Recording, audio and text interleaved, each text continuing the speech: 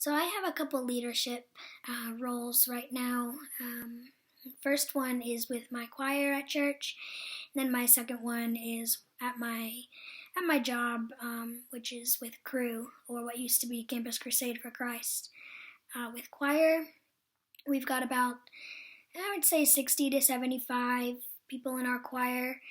And because of the size, it is hard for our one choir leader to shepherd all those people. So the choir has been divided into section leaders, and then in each section, for example, the altos, I'm a team captain leader. So what that entails is I have about 5 or so ladies under me who I've been assigned just to keep in touch with, care for, pray for.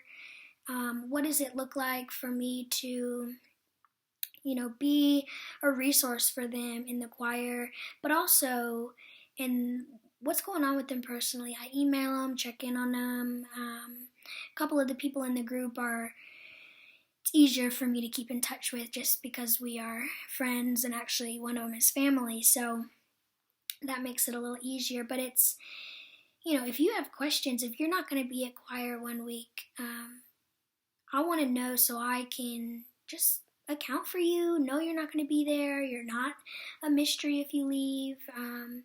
So that's the leadership position I hold, is at the choir. And then second, in my ministry role, my title is coordinator, or translation coordinator. So I work with the 8 or 9 Bible studies that we have, coordinating with translators in the States and also abroad to get them translated into their languages first, but then working with people to see how they can be used in their country, in their culture. Because I don't want to just see that a Bible study gets into a language. I want to see that it be used and that people study God's Word with it. So what that entails is just representing my ministry I work for to all of these translators who are volunteers, and representing what the ministry stands for to them. In addition, the role has taken on some other forms, such as I just a few weeks ago went up to Liberty University as a part of my work to speak to all the missionary kids who have grown up in other countries but have come to Liberty to study. Many of them are Americans, but they've grown up with missionary parents. So my role was to just kind of presented them, being their age, presented them the idea of them owning their faith and it no longer being only their parents' faith but theirs. Because while I wasn't a missionary kid abroad, my parents were both in ministry here.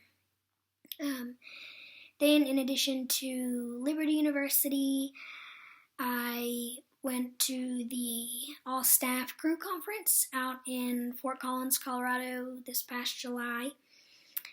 So that was just a place to, be a part of the other 5,000 or so U.S. staff members, and receive encouragement and teaching at that conference. And then another piece, not the only other, but one other piece of my role with Cru was, as a part of the language translations, we got connected with a ministry in Uganda that wanted to use the Bible studies in a women's conference that they have each year. And so this past July was the first year we partnered with them. And I was the coordinator of getting those Bible studies into the languages of Uganda. There were 2 or 3 languages. And then I also made a video, because I wasn't able to go myself because of some issues in the country there. I made a video of my testimony of,